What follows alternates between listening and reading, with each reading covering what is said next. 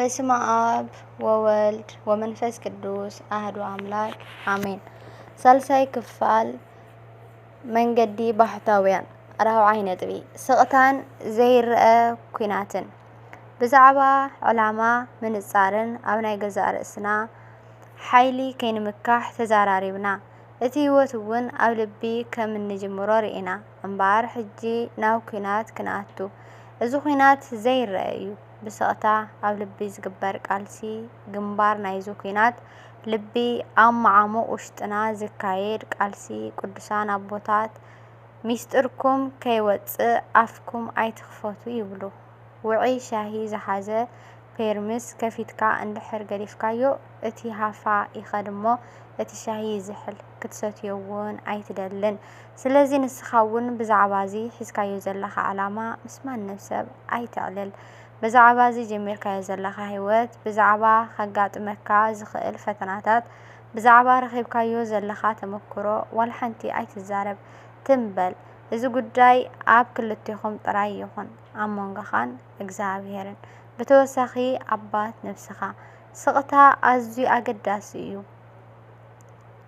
ምልፍላፍን ብዙሕ ምዝራብን ኣብ ገዛ ርእስኻ ጥራይ ንኽተድህብ ይገብረካ። ዓባስኩን ስቕ ክንብል ከለና ድምፂ ናይቲ መሓሪ ኣምላኽ ክንሰምዕ ንኽእል። ብስቕታ ምስቲ ኩሉ ዝሰምዕ ጎይታ ከናፈርና ከይከፈትና ክነዕልል ንኽእል። በዚ እውን ኣብ ኣምላኽ ዘለና እምነት ዝያዳ ይሕይል። ኩሉ ፃዕርኻ ናብኡ ይኸውን። እምነትካን ትንክሕትኻን ኣብ ኣምላኽ ይኹን። ደጊም ናብ ሰማያዊ ህይወት እዩ ጉዕዞኻ። ኣብ ሰማያት ድማ ዘረባ ኣየድልን። ካብዛ ሰዓት ጀሚርካ ኩሉ ዘጋጥመካ ነገር ዓበይ ይኹን ንእሽተይ ኣምላኽ ንሰናይ ካይሉ ዝለኣኾ ምዃኑ ክትርዳእን ክትኣምንን ይግባእ። ንዓኻ እንታይ የገድስ ኣምላኽ ይፈልጥ። ፈተና ድዩ ዓወት፣ ሃብቲ ድዩ ድኽነት፣ ኣብታ ግዜቲ እንታይ ከም ዘድልየካ ንሱ ይፈልጥ። ነገራት ብወዝቢ ኣየጋጥምን። ኩሉ ነገር ንኽትመሃረሉ እዩ ዘጓንፈካ። ስለዚ ነዚ ሓሳብ ኣጸቢቕካ ክትርዳእ ፈትን። እዚ ዓይነት ርድኢት እዩ ኣብ እግዚኣብሔር ዘለካ እምነት ክትዕቢ ዝሕግዘካ። ሕጂ እውን ቅዱሳን ኣቦታትና ከምዚ ይብሉ፣ ንገዛእ ርእስኻ ገና ታተ ኢሉ እግሪ ምትካል ዝመሃር ህፃን ወይ ጓና ድምፂ ቃላት ከፅሪ ዝፍትን ቆልዓ ጌርካ ጠምታ።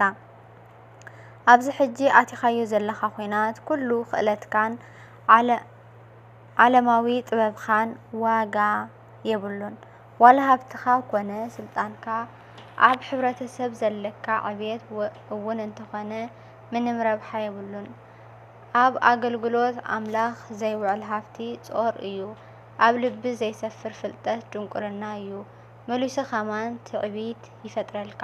ኣቦታት ንኸምዚ ዓይነት ፍልጠት ዕሩቕ ይብልዎ። ፍቕርን ርህራሄን ስለ ዘይብሉ ስለዚ ደጊም ኩሉ ዘለካ ፍልጠት ደርብዮ። ጥበበኛ ንኽትከውን ኣብ ቅድሚኡ ዓሻ ኩን። ምእንቲ ሃብታም ክትከውን ጨርቃም ኩን። ምእንቲ ክትሕየል ድኹም ኩን። 5 ነጥቢ ገዛእ ርእስኻ ምኽሓድን ልብኻ ምንጻህን እምበር ሕጂ ናብቲ ዝዓበየ ዕማም ክንኣቱ። ንሱ እውን ፍትወት ገዛእ ርእስኻ ምቁፅጻር እዩ። እዚ ማለት ገዛእ ርእስኻ ምኽሓድ ወይ ምምላኽ እዩ። ነዚ ዘይርአ ኩናት ንኽትዕወተሉ ገዛእ ርእስኻ ክትቀፅዕ ይግባእ። ፍትወት ገዛእ ስጋኻ ኣብ ዝነገሶ ልቢ ብንጽህና ክትጸሊ ኣሸጋሪ እዩ። ይኹን ፍቓድካ ይኹን ኢላ ልቢ ክትጽሊ ኣይትኽእልን። ናይ ገዛእ ርእስኻ ክብሪ እንድሕር ዘይኒዕካ ናብቲ ዝዓበየ ክብሪ ክትበቅዕ ኣይትኽእልን። ኣብ ስጋዊ ሓርነት ጥራይ እንድሕር ተጸሚድካ ኣመናዊ ንጉስ ኢየሱስ ክርስቶስ ዝነገሶ ኣማናዊ ሓርነት ኣይከልወካን። ስጋዊ ሓርነት ኣይትብሃግ፣ ሓርነት ክወሃበካ እዩ ይብሉ ቅዱሳን ኣቦታት። ምድሪ እሾኽን ተኽራብን ተብቁለልካ እንጌራ ብረሃፅ ገጽካ ክትበልዕ ኢኻ ተባሂሉ ኣዳም ረሃፅዩ እሾኽ። ቅዱሳን ኣቦታት ብውሕድ ነገር ክንጅምር ይምዕዱና። ቅዱስ ኤፍሬም ሰሪያዊ ከምዚ ይብል፣ ነዛ ንእሽተይ ሓዊ ከመይ ከምትጠፍእ ዘይተምሃርካሲ ከመይ ጌርካ ነቲ ብርቱዕ ባርዕ ክተጥፍእ ትኽእል? ቅዱሳን አቦታት እውን ከምዚ ይብሉ ካብ ዓብይ ፈተና ክትድሕን ነተን ንእሽቶ ፍትወታት ቅተለን እቲ ሓደ ካብቲ ሓደ ዝፍላእ ኣይኮነን ኩሉ ከም ሰንሰለት ዝተተሓሓዘ እዩ ሕማቕ ኣመል እውን ብተመሳሳሊ መንገዲ ምዕብል ኣብ ህይወትካ ዘሎ ኩሉ ክፉእ ኣመል ንኡስ ብዝመስሉ ነገራት ተታሒዘን ዝመጻ እየን ሽኮራዊ ነገር ብምፍታው ዘረባ ብምዝውታር ኩሉ ነገር ክንፈልጦ ካብ ዘለና ህንጡይነት ኣብዘይ ጉዳይና ጠብሎቕ ምባል ስለ እንፈትው እዩ ብዙሕ ሕማቕ ኣመል ኣጥሪና ዘለና ኩሉ ድሌታትና ክፉእ ኣመልና ካብቲ ገዛእ ርእስና ክነዕግብ ኢልና ንገብሮ ባህላዊ ፍቓድ ዝተበገሰ እዩ ገዛ ፍቓድና ክነማልእ እንነብሮ ህይወት እዩ ዝጎድአና ዘሎ ድሕሪ ውድቀት ኣዳም ፍቓድ ደቂ ሰባት ናብ ስጋዊ ፍትወት ጥራይ እዩ ዝጎይ ከምኡ ስለዝኾነ ከዓ እቲ ቃልሲ ምስ ገዛእ ርእስና ኮይኑ ማለት ሕዚ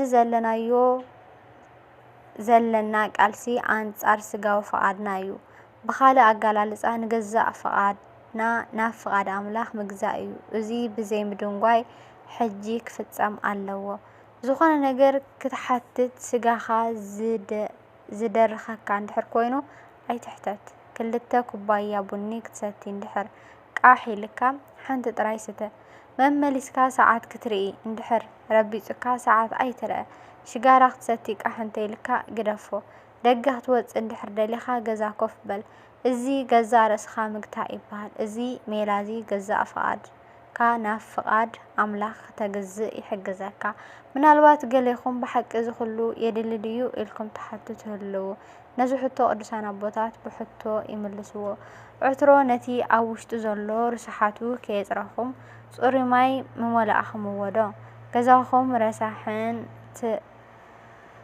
ተርኪምኹም መሊኡ እንከሎ ክቡር ጋሻ መኣንገድኩም ዶ ፍጹም ዘይመስል እዩ ሐዋርያ ቅዱስ ዮሃንስ ከም ዝበሎ ነቲ ንጹህ ጎይታ ንኽሪኦ ከምኡ ገዛእ ርእስና ክነንጽህ ኣለና ቀዳማይ ዮሃንስ ምዕራፍ 3:3 ስለዚ ልብና ነንጽህ ነቲ ኣብ ልብና ዘሎ ኩሉ ጋዕገልጠምን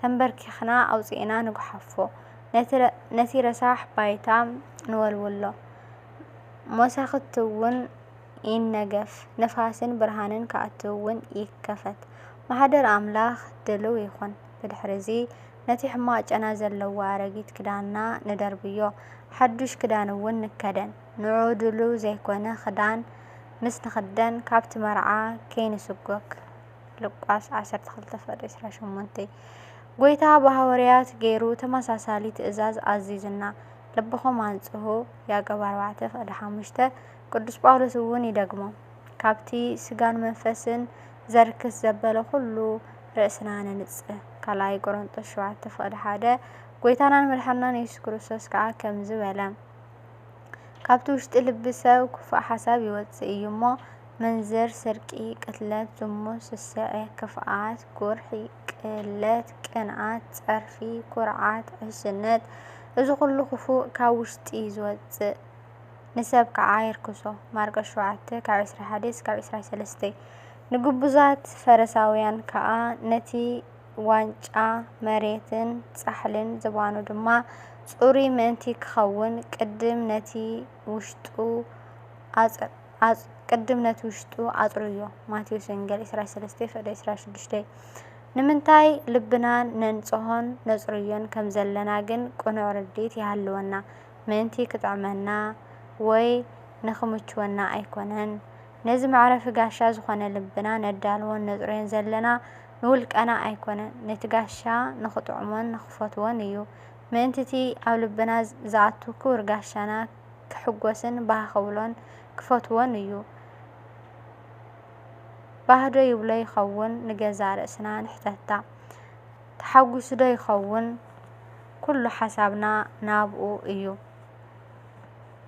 ስለዚ ተዓጠቕ ልብኻ ኣጽርዮ ዝኾነ ህያብ ክትረክብ እውን ትጽቢት ኣይትግበር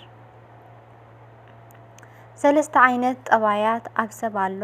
ቀዳማይ ስጋዊ ሰብ ንገዛ ርእሱ ጥራይ ዝሓስብ ዋላ ንኻልኦት ኣይግደስን ብዛዕባ ስጉኡ ጥራይ ይሓስብ። ካልኣይ ባህርያዊ ሰብ ንገዛ ርእሱን ንኻልኦትን ክሕጉስ ይደሊ። እቲ ሳልሳይ መንፈሳዊ ሰብ እዚ ንኣምላኽ ጥራይ ክሕጉስ ይደሊ ዋላ ሞት ይምጻእ። እቲ ቀዳማይ ካብ ናይ ሰብ ደረጃ ወሪዱ ዳርጋ ናብ እንስሳ ገጽ ዝኸደ እዩ። እቲ ካልኣይ ባህርያውን ልሙድን ኮይኑ እቲ ሳልሳይ ግና ካብ ደረጃ ደቂ ሰባት ክብ ዝበለ ኮይኑ ብክርስቶስ ዝነብር ህይወት እዩ። መንፈሳዊ ሰብ መንፈሳዊ ነገር ጥራይ ይሓስብ። ብንስሓ ሓደ ሓጥእ ኣብ መላእኽቲ ዝግበር ሓጎስ ክስምዖ ይብህግ። እቲ ዝንሳሕ ሓጥእ እውን ንሱ ምዃኑ ይዝክር። ከምዚ ዓይነት ስምዒት ይሃልውኻ በቲ ተስፋ ጥራይ ክትጽዕር ይግባእ። ጎይታ ቅድም መንግስቱን ጽድቁን ክንደሊ ማቴዎስ 6:33 ከም ሰማያዊ ኣቦና ፍጹም ዝኾነ ንሕና እውን ፍጹማት ክንከውን እዩ ዝኣዘዘና ማቴዎስ 5:48 ስለዚ ኣይትስነፍ በርቲዕኻ ተቓለስ ነቲ ኣብ ውሽጥኻ ዘሎ ኩሉ ስጋዊ ባህርያት እንስሳዊ ጠባያት ጽርግርግ ኣቢልኻ ኣጥፋእዮ ዋላ ሓንቲ ኣሰር እውን ኣይትሕደግ ነብሲ ወከፍ ኣብ ውሽጥኻ ዘሎ እንስሳዊ ኣካይዳ ኣየናይ ምዃኑ መርሚርካ ካብ ስሩ ንኽትብቅሶ ዕላማኻ ይኹን።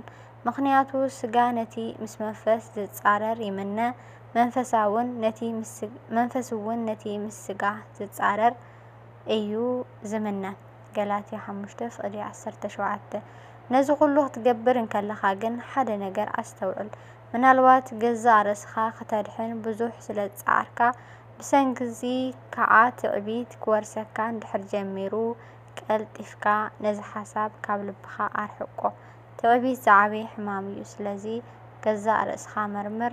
ትዕቢት ከይሕዘካ እውን ኣዚኻ ተጠንቀቕ። ገዛእ ርእስኻ ከም ጻድቕ ኣይትሕሰብ። ትምኒትን ምቾትን ኣወግድ። 4ይ ክፋል ይቕጽል። ወስብሐት ለእግዚአብሔር ወለወላዲቱ ድንግል ወለመስቀሉ ክቡር አሜን።